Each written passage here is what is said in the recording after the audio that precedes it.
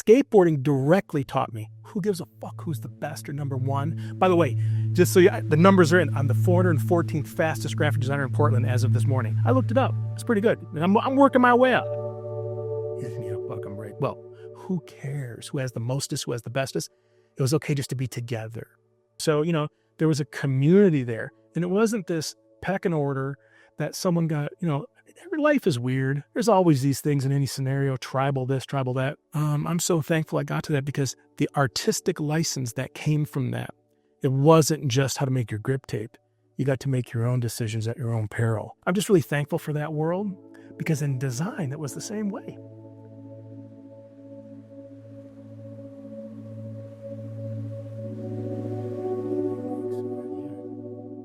Aaron, welcome to Design Better. Thank you for having me. Thank you. Nice to meet you guys. Tell us about your dad. Ooh, I don't want to cry right away, but, my dad was, some dads, you come to learn as you get older. I'm 52 now. And there were some dads that when you parked in their driveway and you go inside to your buddy's house, the dad would say, "Did you park in the driveway?" Like he's got the paper and you park in the driveway, go put it back out the street. That kind of, I understand. They worked all day. Their kids are horrific people, my buddies, and then they're being disrespected and they have to work and pay taxes and things and stuff. I knew how to handle that and be respectful, with that kind of dad. My dad was not that kind of dad. My dad would have greeted you, asked where you're from, who wants a beer, who wants a sandwich, telling you jokes. If he was making soup, each bean, you cut each bean in half so you get 2 farts per bean. This is what I grew up with. That's cool. The humor, the levity, the care for us. My dad was one of my best buds. And I know that it's sad to me that is a weird privilege and kind of an improbable thing sometimes. Because after my dad died in 2013, you hear what your other buddies might be going through. Or you hear my buddies who said, "Aaron, I don't know how your dad did it, but he got to me. Is he some kind of therapist? And I went and saw my dad after your dad." My dad was asking questions. "Where are you from? What do you do? What do your mom and dad do? Oh, what do you mean you haven't talked to your dad in this long? You got to go talk to your dad." I lost my dad when I was 15. He'd tell me the same things. And, as a kid, my dad went to bat for me when I was getting picked on in high school, and he went to bat for me. And he said things like, "You want to be on the football team? Fuck it." Because then he started to help me. Am I okay with language? Yep. If I slip a little cussy here and there? Okay. Because, if I broke his heart because I didn't want to be a football player, then it was okay. But a couple weeks later, he was helping us build skateboard ramps at the YMCA. That was my dad. And yet, there are sides of him that I continue to learn from my uncles because when I'm around them, I'm just like a little kind of a garden variety little archivist. Yeah, I want to see everybody and make sure everyone's alive and upright and the whole bit. But I also want to hear these stories about my dad because the ship has left the dock 13 years ago now and it's going away. And it's like, well, when do these guys pass? This living history, for instance. Now, I'm not supposed to tell this story in a large podcast, but, we might as well just get right down to it, My dad being, this benevolent, funny, loved babies, had jokes for everybody around him, good time guy. There are also some things that were just kind of weird, and you would, like, as a young kid, they kind of did some house flipping, my Uncle Tom and my dad, his older brother. And when we would go out to this thing, like I remember those guys stealing shit from like the hardware store. It's an old school kind of thing. And I could have been ward of the state, but it's an old school, just kind of get away with it. We're in Detroit, it's 1978. I'm 5 years old, I knew right from wrong, but, I also saw these sides of these guys where it was like things were expensive and they were just trying to raise a bunch of kids and families and stuff. And, there's a side of my dad that's like, it's an old school kind of thing that I've come to cherish. Didn't ever hurt anyone or anything weird. He would stand up for the little people. I can say that much. And then if it was a big corporation, I saw some things that was just like, "Dad, can't really, what if we get in trouble?" Well, my Uncle Tom was running scream with the hardware shop owner. He was up there asking questions, and Dad and I are, Aaron, you know the price of nails these days? I was 6. So, all these years later, I just will say there is still larceny in my life.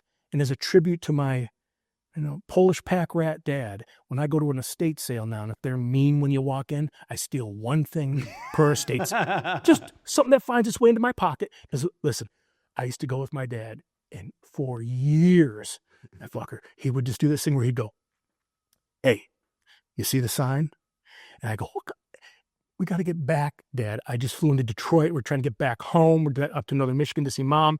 I got to get back. I'm seeing my buddies tonight." Aaron, you never know. That garage sale, this could be Aaron. A kid in West Branch, Michigan. Look it up on your Google. He moved to California. He was a skateboarder, and then he died. And they sent all his stuff back to West Branch. And if we don't take that turn, you might miss these whatever I was into at that time. And I never found any of this shit. And we'd go see this.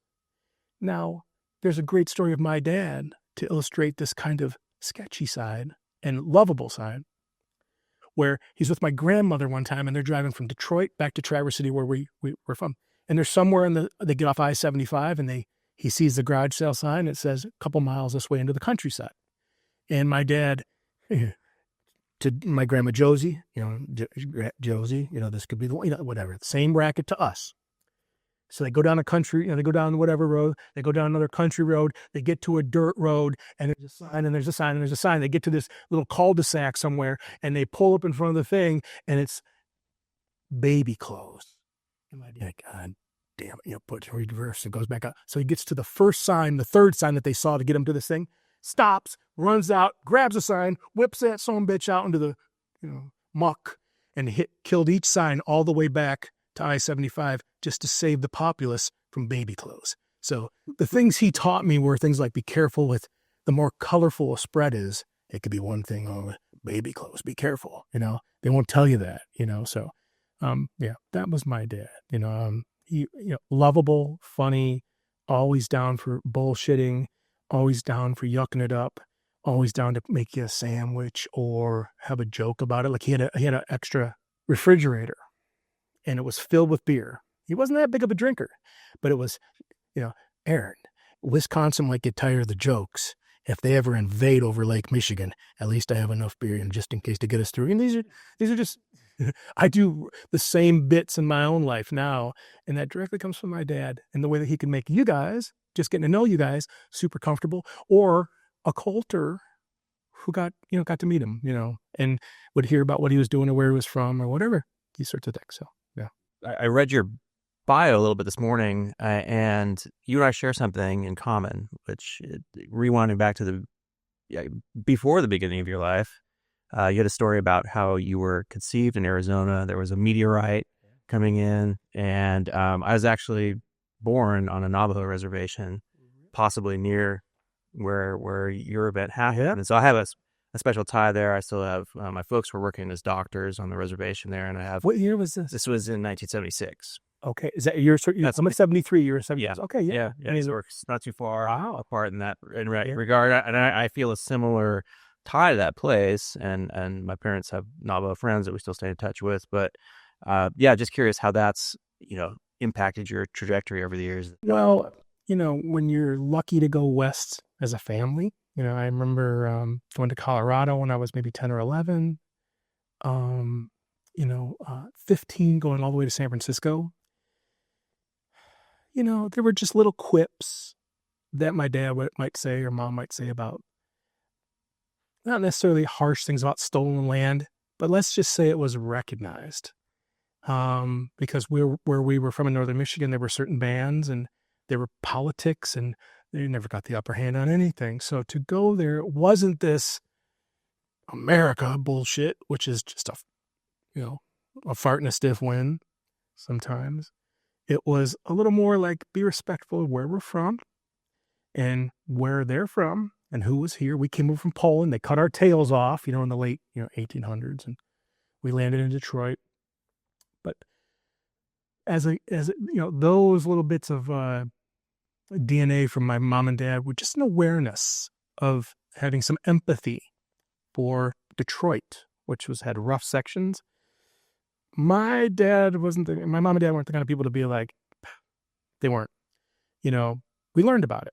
And then you learn to be thankful and be gentle when you're in these situations. So as when I go out west at 19 and we bust ass across, America like people did 150 years before us, that privilege, that weirdness, every time I went near a res, you just have to be gentle about it. And I got to know people from the design community, and I've helped some stuff, and you have to be careful with how you do that. But you can share knowledge and you can share tactics and maybe help someone along the way. Someone did that for me 30 years ago, from Northern Michigan, whatever that, something small. Someone came with something big somewhere and gave something to someone from something small, right? That kind of transaction is interesting. And, it directly comes from my dad, so like the story of, well, I know you were conceived out there, and because after that, the numbers don't work. But somewhere in that January, you were born in October, we were on our way back from Disneyland out in Los Angeles. My dad was a big Mickey Mouse fan, and my mom and dad traveled a lot before I was around, right? They were working people, and it's a different time. And my dad worked at a steel plant, right, as an electrician, made really, really good money. So they would go and enjoy themselves all over it. And, when I heard that, well, that night, it's a romantic stretch. But I did run it past some folks that I know that are from there. And we just kind of like, because I said, I've always wanted a piece of turquoise, but I don't want a bear claw. I don't want some bolo tie. And I don't want some goddamn, whatever, goopy Western. Well, I'm from Michigan. I did finally get one. I left it at the house today, but I did it the most appropriate way, which is I went through a buddy and said, well, where would I start getting that? You can get it from the roadside, folks. Sure, there's that. But no, I found this artist. And I went to the thing and I paid the money, and I'll have it the rest of hopefully my days. But it's just a little tiny reminder of the beauty of that nation, not to mention it's not a nation, but like time and space in the Grand Canyon in your backyard. Come on, to go there and be humbled. It had nothing to do with being some dipshit white guy coming from whatever. It's more going there and just thinking about time, space, being a little speck of sand. For one blip of time, and being reminded that looking over not even the big Grand Canyon, some little canyon on the way in, and stopping and sleeping in my van when I was probably 20 years old, 19 years old. I did that. That adventure comes from my dad and mom, where they were driving across the nation, doing road trips, So, this origin story shit, who knows? But I wasn't conceived in Detroit, which is a whole different thing. Then you have to wear some sort of like Hungry Howie's. If you guys, that's a local regional pizza chain. Where are you guys from? Iowa. Where are you from? Well, grew up in California. Okay. Yeah. Hungry Howie's, that's what you have to have tattooed or something to this effect. I don't know. Domino's or the Little Caesars or something. 'Cause that's all that world came, those pizza worlds came from there. No, I have a weird affinity for it. And it's a 1,000 miles between reality and really what that means. But if that's where that little seed found purchase, in some flea bit flop house in the desert somewhere that night, well, it's just something to think about when I go down there, and have a little fun with, and then, bump elbows with some guys who are from there for generations, or from generations in Poland, I think, but yeah, so that's where that comes from. Yeah. I find that most all creative people, they have some battle with their origin story. Usually it is, this is my origin story. I know it. I feel confined by it, and I need to escape that.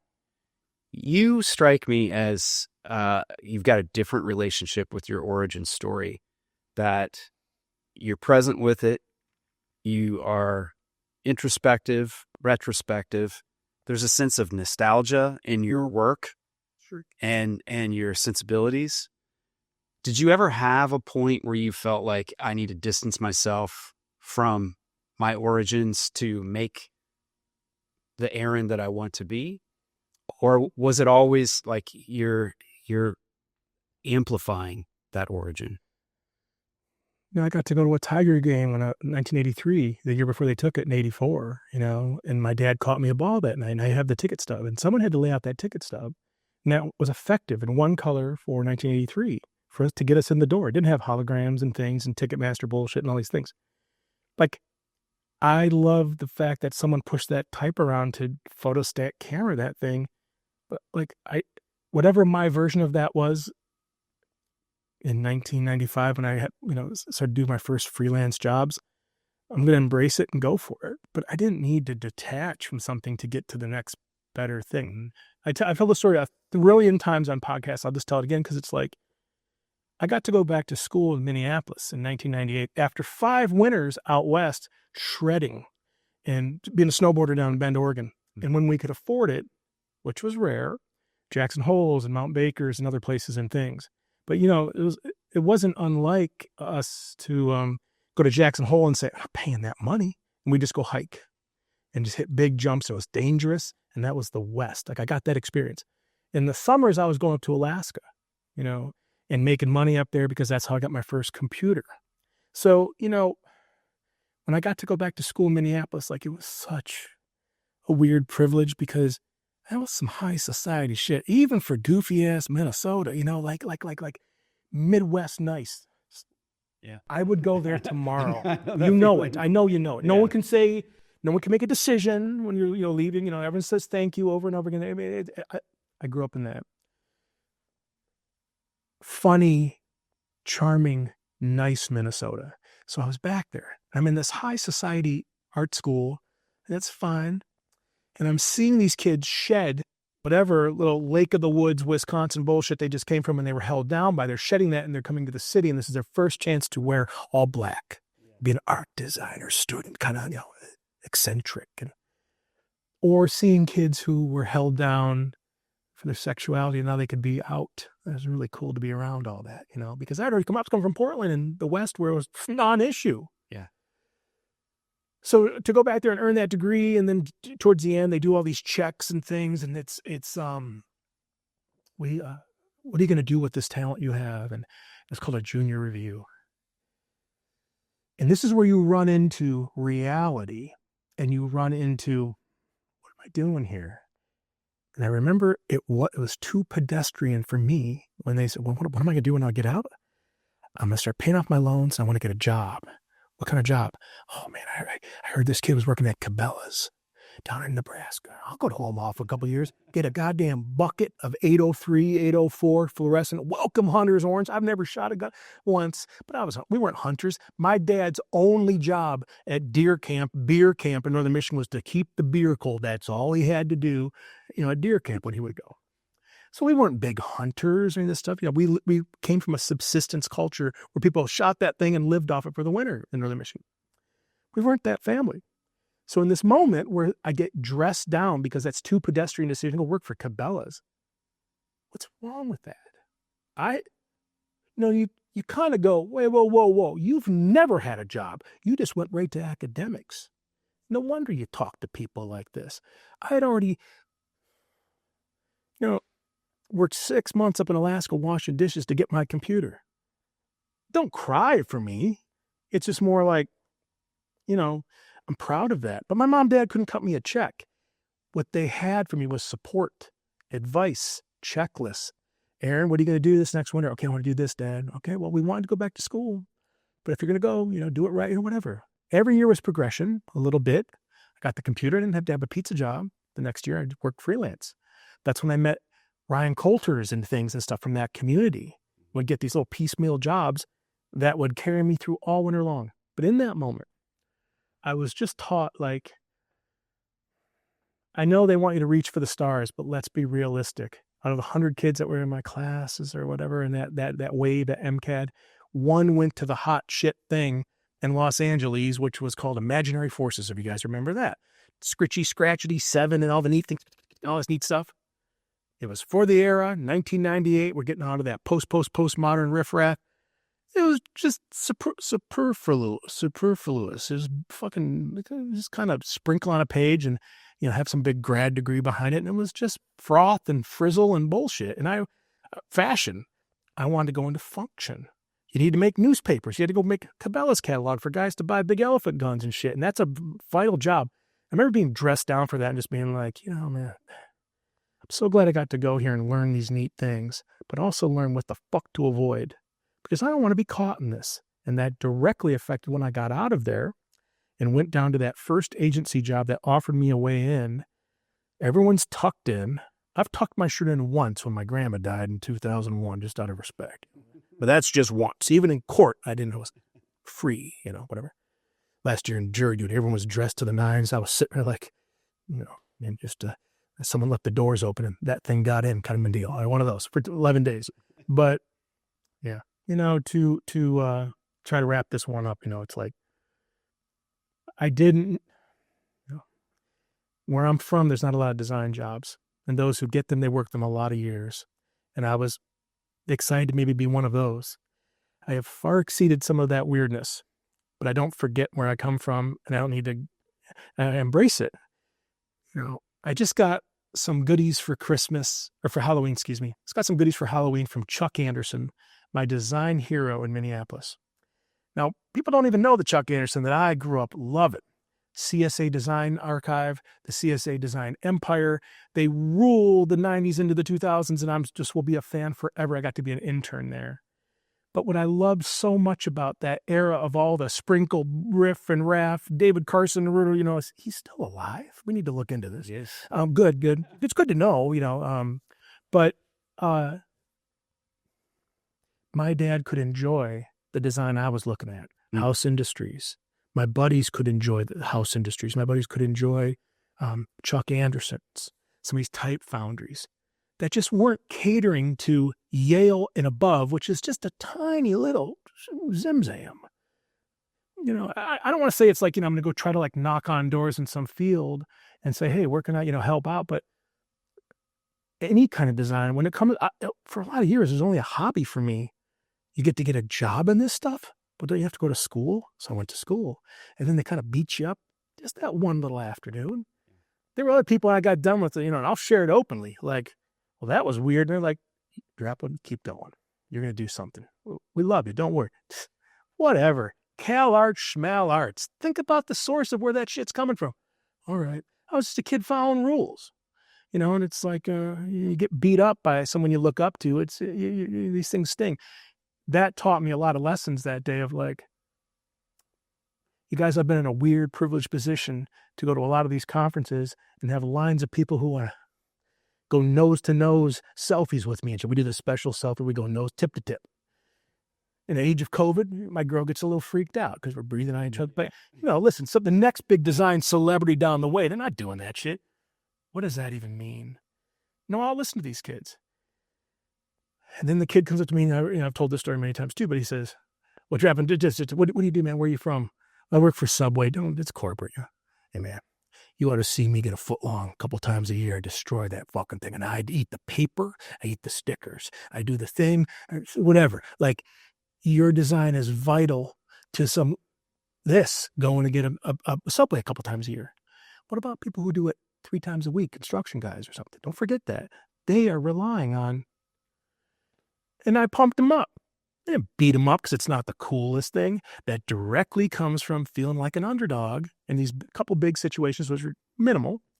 That directly comes from being a snowboarder up at a ski hill where they make fun of you for being a shitty little snowboarder. That directly comes from being a chunky little skateboarder who listened to cooler bands than some of my contemporaries did back in 1988, Fugazi. Thank God I got to Fugazi. Because it taught you about things like equality and women's rights and not othering people. And you don't say the word gay the way these kids are saying it. You protect your buddy who's afraid to be that. That came from that world. I got that in 80. That wasn't 5 summers ago in some wave of accountability. No. That was 1989. I was 15. Like, I'm glad I got to that.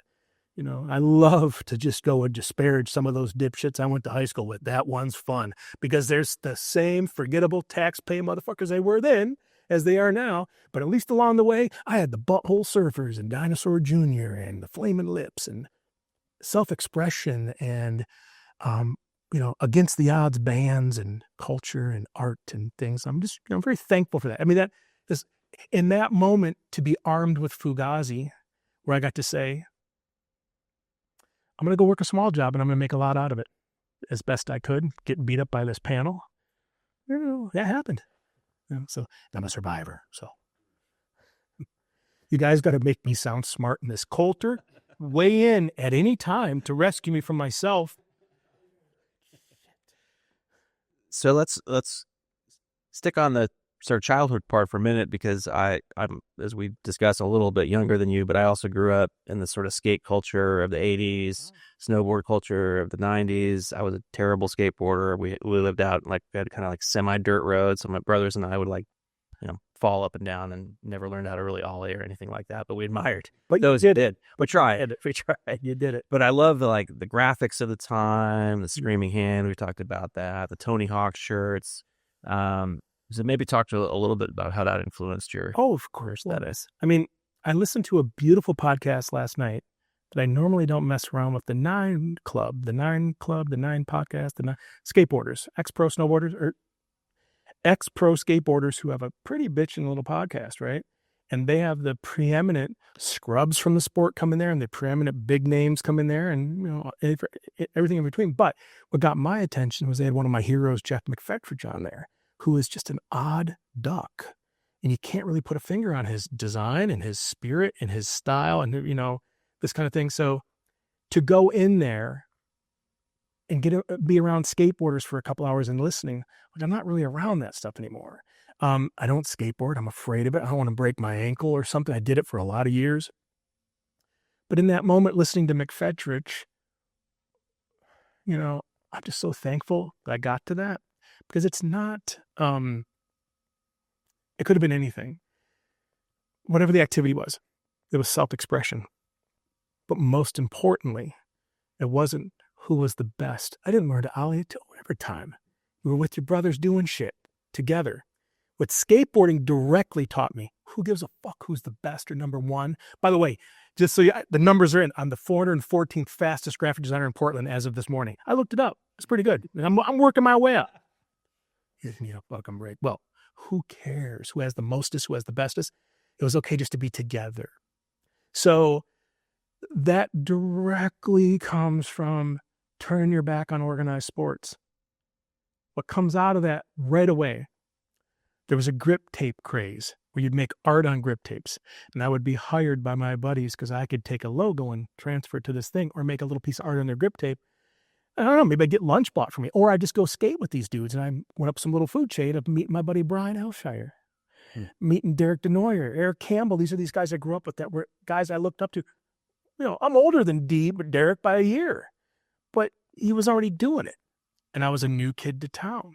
So, it wasn't about, like in the winter when we were snowboarders, the same thing. It wasn't about who won a gold medal or who was the bestest or who had everything. That doesn't mean shit. We were together. We protected each other. We watched over each other. They went to bat for me like my dad did in other ways, and vice versa. So, there was a community there. And it wasn't this pecking order that someone got, every life is weird. There's always these things in any scenario, tribal this, tribal that. I'm so thankful I got to that, because the artistic license that came from that, it wasn't just how to make your grip tape. You got to make your own decisions at your own peril. Everyone's listening to this band at school. Fuck them. We're going to go find the Butthole Surfers or the Descendants or Black Flag or the Exploited or whatever thing, Misfits or whatever the thing that we were, Metallica introduced me to graphics and skateboarding and things, as a kid at a pizza place. One guy had a Metallica t-shirt. I love them, but only the first 4 albums. Let's just get that while we're on the record here. Things get a little weird the last 74 years for those guys, but I wish them luck. I'm just really thankful for that world, because in design, it was the same way. Who cares about Wyden and Kennedy? They're cute. They're nice people in town. They're working on the account for like oxygen, the molecule, right today. 10 blocks from here. They're working on the biggest thing in the world. Could you just work in the folds and flaps and cracks and crevices where things are moist and diseased and there's scabs? I did for a lot of years, and you can exist there. Doesn't mean there's a sash, but that directly comes from like fucking spirit queens, pep assemblies. This doesn't mean anything. So, those brothers that I got to meet then, they're still my friends to this day. Brian Elshire is still as creative as he was then. He's got beautiful children in the family, an awesome wife. It's like, it's 35 years later, but it's like we still held on to some of those little tenets. That's definitely a part of my design style. Bigger and better, gives a shit. You can stack little crusty stuff on top of each other and make just as much as the guy out at Nike, and I saw it, who makes a lot in the t-shirt game. One guy went out there, 2005, he made $400,000. Well, that's a lot of money. But my buddies who I were out there with, they made 40 grand a year because they were t-shirt designers. Well, the t-shirt designers don't sit with the guys who make 400 grand. He sat by himself. I saw it. Like, let's go ask him what it's like to make 400 grand. You can't do that, Well, it was odd. Like, I'm more comfortable with the 40 granders. That comes from my dad. When he's a tool salesman, my entire, upbringing and stuff. He was an electrician when I was a kid. There was an accident. He got out of that thing. We moved north to northern Michigan, and my dad would go back and forth, have a little route going to these little tool shops. So when you take your kid to work day, which is a lot for someone like me, I just was with dad after school or something. You go in, you talk to the tucked in guy for 5 minutes, but the other 95 minutes you're there for that 100 minutes, or whatever it is, 95%, 95, he's with the people in the back. And we're talking hard Scrabble characters. Guys, that's the first time I saw the guy with the thing around his ankle that you had to like maybe blow into or something. What is that, Dad? It's in the 80s, man, whatever it was. Aaron, he's had a little bit of trouble, but he's a good dude. He's a hard worker. He's good to his mom and dad, this kind of thing. That's what I heard. So I watched my dad way more nerd out with the every guy. And that translates to my life now where, when I was in art school, I made buddies with all those kids, not just the hot shit ones. And we got to be part of that little set. No, the best compliment I ever got, my post MCAD, whatever. And by the way, have I set the record for talking too much yet? I will. I'll get there. I hope someone's counting. But I met up with a gal I knew back in the day for my 2 years at MCAD, and we were, in Arizona, and she said, we're just catching up. What have you been doing? She said, a little bit of a hard go, and she's seeing me at my talk in Phoenix, which is insane. But we caught up, and she said, I knew you'd go on to something cool. But just so you know, we knew that, but you were always good to me. You were fair in the critiques, because we saw people, when they get a little bit of power, they big league, and they squash and you break someone's heart. You'll never forget that. Me crying about this shit about some weird junior review. I don't forget these things. So that really touched me, because that's what design school taught me. You don't say the word like or dislike or shit on someone because you can. You talk about being successful and not successful. And I'll never forget the woman who, helped me with this. I was like, wow, that works the rest of my life. It's not subjective. It's a little more constructive and all these sorts of things. So, that directly applied to my life. And then a guy in the back when I'm picking up prints who's running the forklift. Thank you. Dude, no one ever says thanks to us. Hey, man, I like what you're doing. I heard this a lot of years, 20 years and 15 and 10 years ago. Well, I watched my dad do the same thing. So I don't know where I'm going with all this, but, that feeling like an underdog comes from skateboarding, and yet, I probably should have said this at the start. Didn't they just have an incredible graphics that were all ours, not NFL and licensing and it was ours. We only knew about it. The Sessions catalog. Remember Sessions? If you're whereabouts in California? Northern California. So then, of course, you do. I got Sessions catalogs. I mean, that's directly how I went and listened to The Damned or SNFU or whatever. Or when I listened to Poison Idea for the first time from a Maximum Rock and Roll, and it put Portland on the map. These are dudes, all of us combined into one guy. It was a real big dude, and I'm a big guy. These guys are ripping. I haven't met Jerry from Poison Idea yet. Been here, 25 years or something, but I can't wait to meet him. He's still around. That brought me here. So, that weirdness of like, we get to do whatever we want. It's not the big stage, but it's for us. Oh, man, I never broke out of that. I still feel that today when I sit with a client and tell them the same racket. Probably a little more condensed, but say, hey, whatever's cool right now, I can go after that for you. Or we can make something that's going to last you 22 years. And here's examples of that, from this shitty little snowboard rant or something I did for a buddy. And that directly comes from that sort of, I don't know, maybe, dare I say, a little bit of humility of like being okay with being small, being okay with small budgets, being okay with being the weird ones in class. And I had guys grab me by the chest up against a locker kind of in my face. And I saw them years later, and I just wanted to go up and say, we knew back then. We knew. You didn't know. You still don't know. Now you're divorced and this. Have you guys had the people who come after you as part of their treatment to apologize for something they did bad back in the day? I've had a couple of those because I might have been that target. Takes all your strength not to go, well, you were a turd then and, you're still a turd now. I don't forget. But you kind of go, hey, man, that's cool, But I knew then. Where did that awareness come from? It's an interesting thing. So anyway, next question, because I'll go for hours. You're a collector, and it is an activity that is intimately connected with creativity. It's about having the good stuff around you, but it's also about seeing and learning to see. Yeah. How did you come to collecting? What do you collect? And more importantly, how do you organize it? Ooh, this is fun. There'd be a whole podcast. That's awesome. My dad, when I was, this is a fun one to illustrate the grifter tendencies of my dad. When I was about 10 years old, there's a thing called Olympia Stadium in Detroit. In Olympia, if this was 1983, in 1963, the Beatles played there, or 64 or whatever it was, right? In 1973, when I was born, mom and dad would have gone and see the Red Wings there or something. And my grandpa would go with tickets, and my dad would pick, they'd go to Olympia. So in 1983, in rough Detroit, downtrodden Detroit, they were going to tear Olympia down.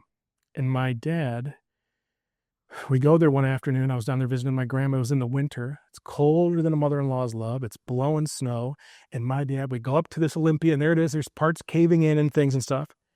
And my dad, he lifts the fence up, and I scurry under the fence. And then I go to, what am I, and I have to lift the fence for him. And he, we're on the cement, and we go into this thing. It's like December. We break into the door. It's probably about 3 p.m. So it's kind of getting dark. It's like just white out. And we get to this Olympia, and my dad makes his way down into the Detroit Red Wings locker room. And he's on his hands and knees, and he's ripping up the carpet. And he's ripping, but I go, what do you, he goes, Aaron, this could be the carpet that Gordie Howe's balls dripped on, Aaron. Because when we take a bunch of carpet underneath our arms, we get out there, there's caving in bricks. My dad filled a couple hundred bricks in the back of his little minivan in 1983 or whatever it was. We took a bunch of carpet because what he did was he cut it into squares, and he would give a chunk of a brick to a Red Wings fan. Here's a brick. Here's a little carpet. This might be the one that Gordie Howe's, whatever. And, to this day, I have a chunk, and I have a little piece of stupid carpet. And, that was my dad. So go a couple years before that, and he was pulling back vines on these caving in things in Detroit and getting signs. I'm proud to report a couple summers ago, my mom sold a bunch of signs for about a good year salary, because we found a guy to help my mom. I didn't know how to quite do it. There's value to these things. These are $3,000 and $4,000 Coca-Cola signs and shit, right? Scary stuff, like adult scary stuff. But that comes from my dad finding these things in tough situations that were just going to get thrown away. Or the little house we grew up in Central Lake. It was a little farmhouse in this little city from somewhere 1892 or whatever. Modernized in the somethings, modernized in the 70s, and we get to it. My dad went through and put up molding completely through the place from houses that were caving in certain neighborhoods in Detroit with this certain kind of oak molding. I grew up smelling stripper because he would strip the stuff off to get to that proper old stuff. I'll never forget the heartbreak of my dad when we went back to Central Lake after we left in 87, went back a couple years later, and the people who bought the house, they took the stuff down because he brought it back. So my dad loved ephemera, tchotchkes, knickknacks, little zimzams, little things. He had a lot of embroidery. Everything my mom and dad have are things that he repurposed that are classic Victorian oak things with filigree and stuff. Not for me. I like Knoll and Nike and all this. Okay, great. Scandinavian sensibilities. But we were raised in this stuff and appreciation for that. So he loved the things that were unfuckwithable from back in the day when he was a little kid and celebrated that stuff. And it directly comes into me because, for us to, for him to explain to me the provenance of why a logo was a logo because he learned about it or something as a young kid, or the what the Detroit Lions logo went through over the years. We nerded out over that stuff. So to answer, all these questions about collecting, it's like my dad was a Polish pack rat. His joke was he wanted one of everything. What's the problem? Something like this, right? Well, when he died, I had to get rid of all that shit for him. It's been really tricky. What I extracted, obviously stuff for value for Mom, but I have a couple shoe boxes of some cherry stuff. But I like the idea of it going back into the universe. He found it, he brought it in, and we put it back out into the world. So all these years later, how that applies to my multidisciplinary practice or whatever the hell that means, I like to look at things. I like to learn from things. I'm studying you guys right now. You got cool color socks on. You have cool color socks on, So it's like there's little things around us. Now, what if I see a cool logo on your hat, or I ask you to, let me see the logo in the back of your shirt. And I like that stuff. I like the things people can't see. How about this? Even more fun. A brown cardboard box. Flip it over. You're going to see who made that. You'll see some of the greatest,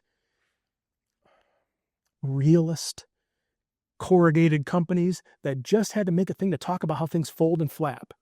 And some designer there, not with a big degree like we all might have, just made a functional fucking logo. That's some of the greatest design you'll ever see. So one of the jokes I always say on the road is, DDC rule 427, turn shit over. Because you're going to see some of the greatest with zero pretension, right?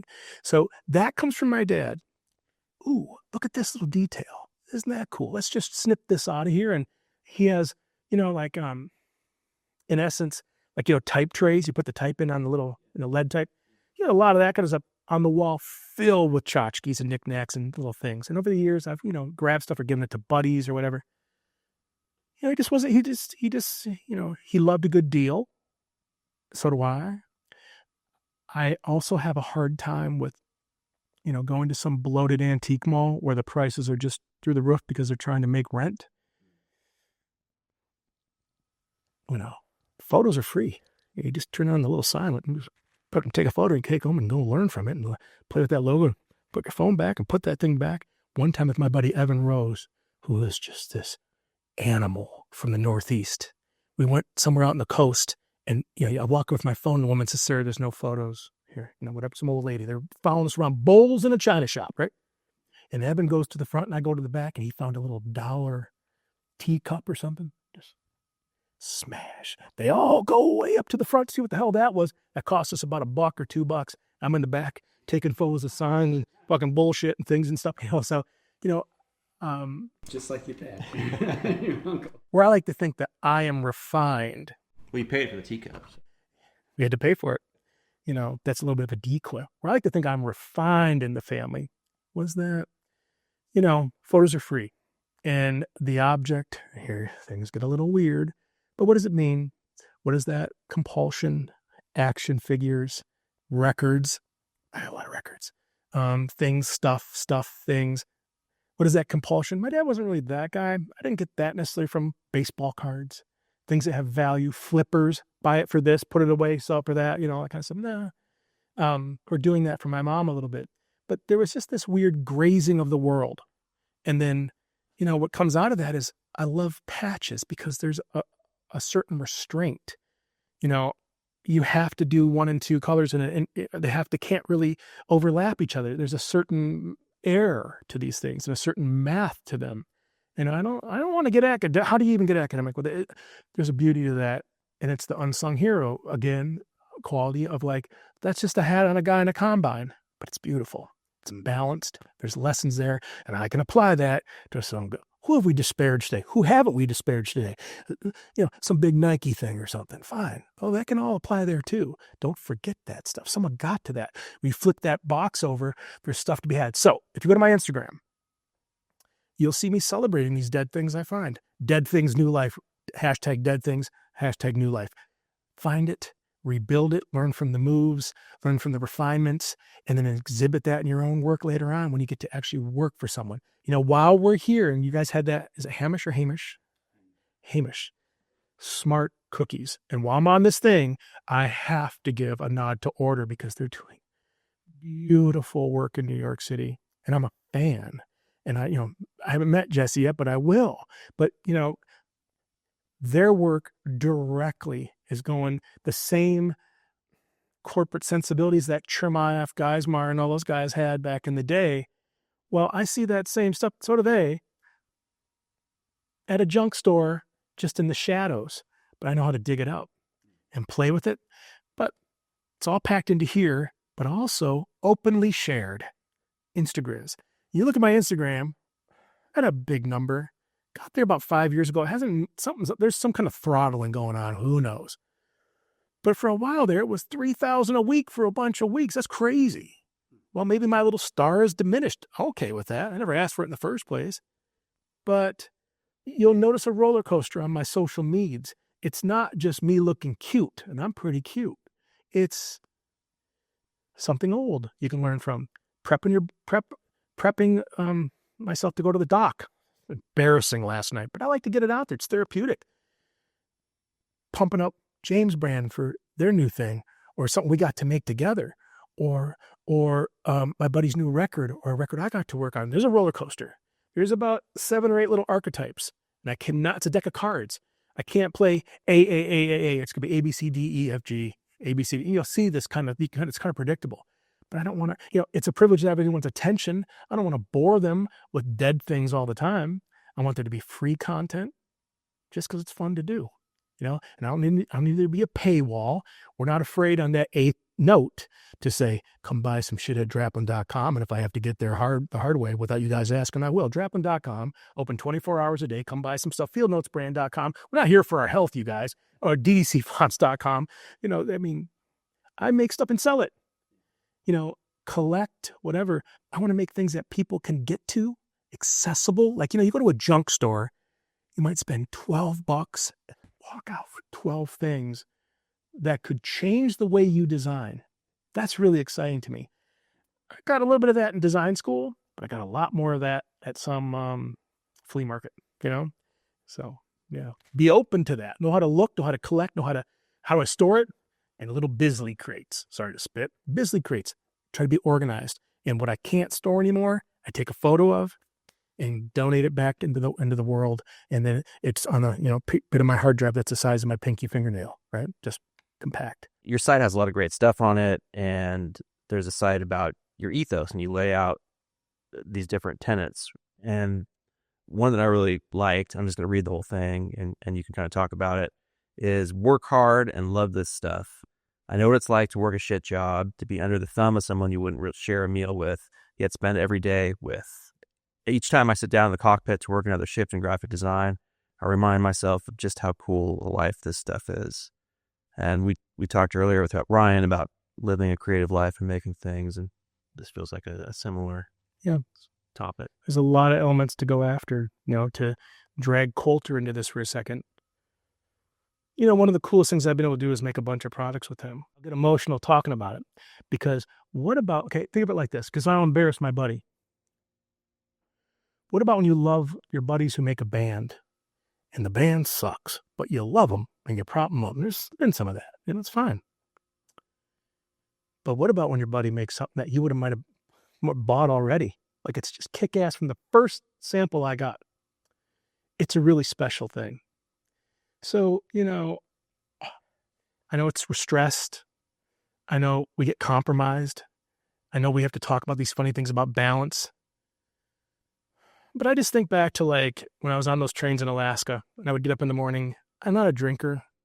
Once a year, a couple things. Once every 5 years, an ass pocket of whiskey in Vegas, and I howl at the moon and punch a cop. No, I'm just kidding. But, so I'm up in Alaska. I'm not allowed to imbibe. I have to be on that train by 5 a.m. If you are there at 5:30, they'll fire you. I have to pay my ticket back to the lower 48, and I didn't make the money I was trying to make for a computer or to pay off this credit card or go back in the MCAT or whatever the thing was. And I remember those mornings clearly. My buddies were rafting down in the lower 48. They were going to Lollapaloozas. They were doing fun things. They were chasing girls. They were chasing guys. They were doing all kinds of stuff. And I was washing dishes. And it's a rite of passage. It's okay. But it doesn't take much for me to get back to that. I remember wanting to cry. I don't want to be here. I'm going to cut my hands. These, mitts are my money makers later on for key commands and clicking a mouse or making something or carving or something, sure, a little more tactile. But, you stretch one time, you stretch that steel wool and it slices your fit. You remember that for the rest of your life. And here I am up there chasing that buck. So I'll tell kids on the road, who here has a shitty job? There's always one hit. Oh man, my boss is horrible. Good. Right. Deal with it. That's life. And you hate your job, right? Hate it. Does it pay your rent? It pays my rent. Okay. The best day at that job will never compare to the worst day in graphic design or being creative. So just understand that. Be thankful we get to do this. Be thankful we get to cry about being overworked and having creative block and all this other horse shit that we slather on ourselves. I tell a little story on the road where I go, who was in the rental car this morning on the way to the thing? I was. And did you guys see the guys out there putting out the pylons? Turns out there's no such thing as pylon block. You put them out, and that's your job. So how do we do that here? As designers, I think we just have it kind of easy sometimes, and we're looking for ways to make it hard. And that's a little weird. Life gets weird. Stop. I go on walks. I go do the recycling. I play my guitar. I look at junk. I pine for junk. I buy junk. I catalog junk, whatever. And then I get back down to it. Yesterday, I did an all-day shift on a project. All day. I am terrified to look at my phone when I'm out of here because I'm going to see the feedback. Because it could mean another night tonight. But if that's what it means, in a couple days hammering, I'll make what I made in 3 months up in Alaska. Now, you guys can do the math and figure it out or whatever, but I will never, ever lose sight of that privilege and the power of that and how lucky I am to do that. And it just gives me, wind in the sails. I get tired like everybody else. So, this tenet of like sitting down and being thankful to be, I'm afraid to go to the doc tomorrow. Just for the basics. I'm in and out of there in 15 minutes. And the crying I do when they do the blood and all this other stuff, it's odd because I also know how to soothe myself and say, be thankful you're even here. Dale, my buddy who died at 6, must be not here. Where is he? He's in all of us right now. Dale is in you right now, and Dale's in you. And I miss him. But we're here, So, to sit down and do this stuff for a living and make a life out of it, the good and the bad, and you just got to be thankful. That's it. We're lucky to do it. I know some other things that weren't as much fun, and people don't have the luck we have. So keep your cool, work hard, do it. If you get a little grumpy or poopy or tired, take a break and then, go do a late shift. We're lucky to be able to do that. Yeah. Aaron, it's a treat to have you on the show. But before we close, where can people learn more about you? Well, all the things that you're making. Been waiting for 2.5 hours to get these. Been trying to be gentle. Well, I throw a little wind around out there. But you can come to my Instagram at Draplin. To my cousin Justin, you'll never get Draplin.com. I'm sorry, Justin, but that's just how things work. Come to Draplin.com. We rebuilt my website a year ago. It took me 4 summers, and it's all up there. You were digging around, you saw. It goes deep because it was a privilege to show 400 logos because one of them get paid nothing for your buddies, and other ones are like, proper things. But I want to show them all. There's a story for each one of those. The section for Rock and Roll Alone, Stapleton, Isbell, Jack White's, Tenacious D's, that took me a month. It's all up there. I'm so proud to show every bit of that because some of those records are on my wall, right?